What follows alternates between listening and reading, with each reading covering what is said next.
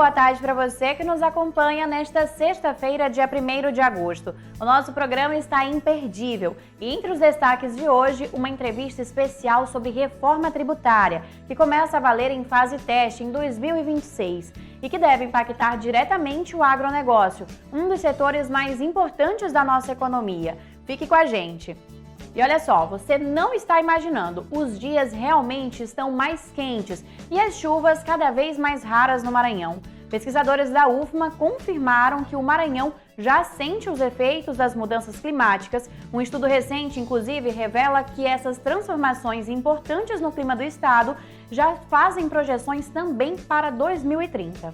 Se você tem a sensação de que o calor anda mais intenso e as chuvas cada vez mais escassas, saiba que essa percepção tem fundamento. Um estudo recente conduzido pelos professores Juarez Mota e Irecê Portela, do curso de Geografia da Universidade Federal do Maranhão, revela que, com dados concretos, o Maranhão está sentindo de forma clara os efeitos das mudanças climáticas. O trabalho, desenvolvido no Laboratório de Climatologia e no Núcleo de Estudos e Pesquisa em Ensino de Geografia e Assuntos Ambientais, mostra um cenário que preocupa. Nos últimos 60 anos, a temperatura média no estado subiu 0,9 graus Celsius e o volume anual de chuvas diminuiu entre 250 milímetros e 600 milímetros, dependendo da região. Nós aqui do curso de Geografia da Universidade Federal do Maranhão, juntamente com a professora doutora Irecê Portela, desenvolvemos essa pesquisa para identificar quais são os impactos, o que está acontecendo em termos de mudanças climáticas no Maranhão.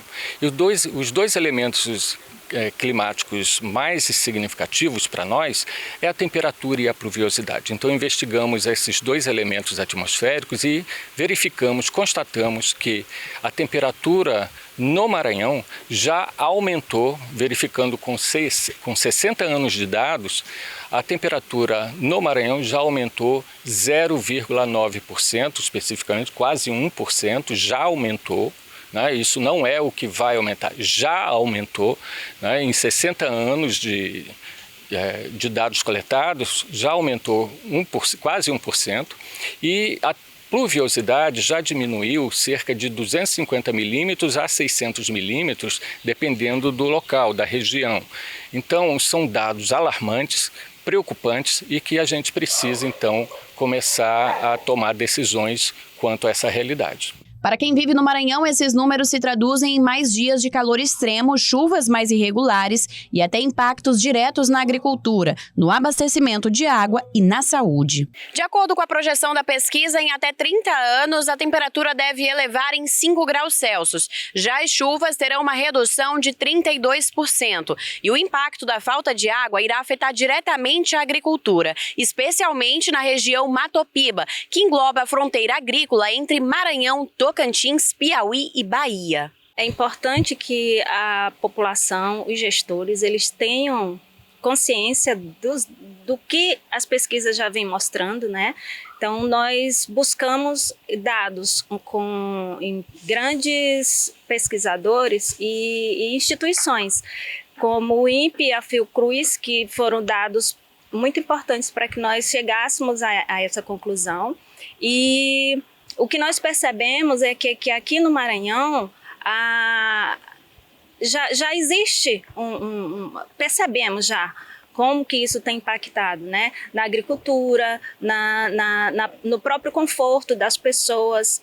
E as populações mais vulneráveis, elas começam a ter mais dificuldades, tanto econômico quanto socialmente. Então, os gestores precisam estar mais do que sabedores dessa situação para poder tomar novas ações, né? Criar estratégias, conscientizar a população para que ela também participe de melhorar o conforto para estar nos ambientes, né? E não podemos esquecer dos biomas. Os biomas maranhenses, eles também estão sofrendo muito com essa mudança da temperatura. Então, não só a temperatura, mas acaba afetando as questões das chuvas. E o pequeno produtor, ele é um dos que mais precisa da atenção do poder do Estado para dar essa orientação. Então, a universidade busca os registros principais dessa realidade e, junto com o poder público, nós estamos à disposição para poder pensar algumas estratégias. Nós não temos mais como voltar atrás. Agora é seguir buscando os melhores caminhos, né? Fazer ações mitigadoras para viver essa realidade do agora. Para além dos gráficos e dados técnicos, a pesquisa alerta para algo que já se sente na pele. O clima mudou e segue mudando. E entender essa realidade é o primeiro passo para que o poder público, produtores rurais e toda a sociedade pensem em estratégias para conviver com o novo cenário e seus efeitos. Afinal, como reforçam os pesquisadores, o Maranhão, por sua posição geográfica e diversidade ambiental, é um retrato fiel do que acontece em grande parte do Norte e Nordeste no Brasil. O importante dessas pesquisas que a universidade tem desenvolvido e apresentado para a sociedade, e nesse caso das mudanças climáticas, é conscientizar a população. Nós precisamos divulgar essa realidade, porque as mudanças climáticas não é uma coisa à parte, distante, longe, já é uma realidade maranhense. Já está no nosso cotidiano, é que nós ainda não nos apercebemos. Então precisamos primeiro, com trabalhos como esse e outros, conscientizar primeiro a população dessa realidade, porque precisamos já tomar decisões para minimizar, né, para já se adaptar, para criar o que nós chamamos na geografia de resiliência, isto é, resistência, capacidade de resistência a essa nova realidade climática. Então precisamos conscientizar a população, e um papel importante da mídia para isso, e também dos nossos gestores públicos, não é? A gente precisa ter políticas públicas que estejam preocupadas com essa realidade. E olha só, hoje recebemos aqui no estúdio a advogada especialista em direito tributário que vai falar sobre os impactos da reforma para o setor do agronegócio. É com muito prazer que eu recebo a Isabel Clark aqui comigo. Isa, seja bem-vinda a essa casa que agora é sua também, viu? Obrigada. Isa, muito se fala sobre reforma tributária, sobre o que a gente vai ter de mudança aí para 2026. Fala pra gente, o novo imposto IVA dual, como ele afeta os agricultores, o agronegócio maranhense? Muito importante falar um pouquinho a respeito do IVA dual, que é o novo imposto que se divide em CBS, né? Que é de âmbito federal, que é a junção do IPI, do PIS e da COFINS, e do ISS, que é a junção do imposto municipal ISS e do estadual ICMS. Então, é muito importante porque o agronegócio hoje, ele é realizado por meio de pessoas físicas que geralmente pagam apenas o imposto de renda, não pagam a tributação sobre o consumo, e sobre as pessoas jurídicas. Agora, com a reforma, com a introdução do IVA dual, eles vão ter, não vai mais haver essa diferença entre pessoa física e jurídica, né? Quem arrecadar receita no valor de até R$3.600.000 vai ter que aderir ao sistema de contribuição do IBS e da CBS. Vai haver redução de algum produto e, se tiver, quais são eles?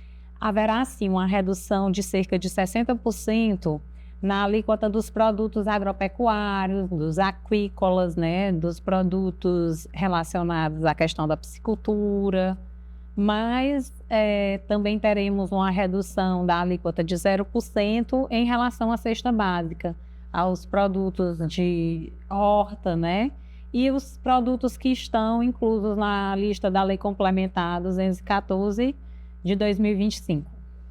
Quando a gente fala sobre reforma tributária e sobre o agronegócio, associa um assunto a outro, a gente fala muito sobre imposto seletivo, né? Fala pra gente o que seria esse imposto seletivo na prática. O imposto seletivo na prática é um imposto que ele foi criado para tentar desestimular produtos que causem mal tanto ao meio ambiente e à saúde. Porém, esse imposto não vai impactar de forma direta o agronegócio. Por quê? Porque ele está proibido em relação a produtos que tenham alíquota reduzida. No caso, os produtos agropecuários, eles estão com a alíquota reduzida, então o imposto seletivo não vai incidir sobre eles. Tem alguma coisa que a gente não comentou, mas que seria importante acrescentar para quem está nos assistindo? É do setor do agronegócio e vai ser impactado? Sim, com relação aos contratos de arrendamento. Os contratos de arrendamento são feitos muito pela pessoa física, né? E a pessoa física no atual sistema, ela paga apenas o imposto de renda. E agora, com a alteração, né, com a reforma sobre o consumo, ela vai ter que aderir o contribuinte vai ter que aderir ao IBS e à CBS. E também com relação, é muito importante para o agro quem vende, quem exporta diretamente, né? Vai manter esse benefício, né? Porque vai continuar ainda a desoneração que já existe no atual sistema, mantendo os créditos. Entendi. Pois é, Isa, então, mediante tudo isso, importante fazer planejamento tributário, né? É muito importante que os empresários façam os seus planejamentos tributários para que eles não sejam pegos de surpresa e não sejam impactados de forma negativa em relação à reforma tributária. Isa, foi um prazer te receber aqui, tirar algumas dúvidas sobre o direito tributário, sobre como a reforma vai impactar no setor do agronegócio e como, na verdade, os empresários devem estar preparados para o ano teste de 2026. A gente reforça que 2026 inicia o ano teste, mas a preparação ela vem antes, né? Isso, em 2026 inicia o período de transição. E a gente tem 50 anos para estar adaptado e concretizar a reforma. E olha só, o tarifaço dos Estados Unidos sobre os produtos brasileiros já impacta diferentes regiões do país. Importadores de outros países já iniciaram a negociação de contratos pelos preços menores da carne. O tarifaço anunciado pelo governo dos Estados Unidos, com início previsto para o dia 1º de agosto, tem mobilizado diversos setores produtivos no Brasil, entre eles o de carne bovina. Um levantamento da Confederação Nacional da Indústria aponta que, além de provocar uma redução de 0,16% no PIB brasileiro, a medida deve resultar em uma queda de 52 bilhões de reais nas exportações do país. O setor está procurando entender como a gente precisa atuar para reescalonar e redirecionar essas cargas e a produção. Mas fato é que as indústrias brasileiras já decidiram pausar temporariamente a produção destinada aos Estados Unidos. Os Estados Unidos representam 12,33% das exportações totais de carne bovina do Brasil.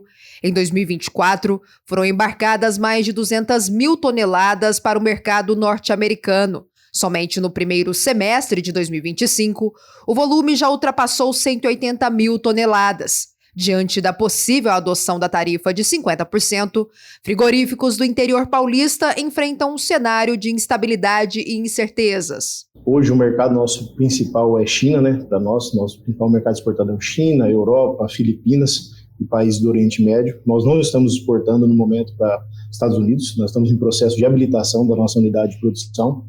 Para nós foi bastante apreensivo, como eu disse, porque os compradores, esses produtos vão ter que ser direcionados para outros destinos, né? Ou seja, os preços que eu estava negociando para a China, os chineses, os compradores, já vieram com contrapropostas abaixo do que eles estavam pagando anteriormente. Devido a essa expectativa, claro, 50% de taxa, de sobretaxa, vai inviabilizar qualquer exportação dos Estados Unidos. A Associação Brasileira das Indústrias Exportadoras de Carne tem adotado alternativas para evitar maiores impactos. Uma delas é a intermediação comercial, redirecionando a produção para outros 150 países. O rearranjo é dado com os novos parceiros, os que a gente está procurando intermediar com os países ao redor do mundo, com as possibilidades de novas aberturas, né, de mercados, mas imediatamente o rearranjo é feito em países onde a gente já exporta, né? Então, obviamente a China, obviamente o Sudoeste Asiático, enfim, o Oriente Médio, esses são os redirecionamentos mais óbvios que acontecem para as indústrias nesse momento em que os Estados Unidos não poderá eventualmente receber essa carne, né? Com certeza nós vamos ter uma dificuldade em conseguir bons preços. Os preços com certeza vão continuar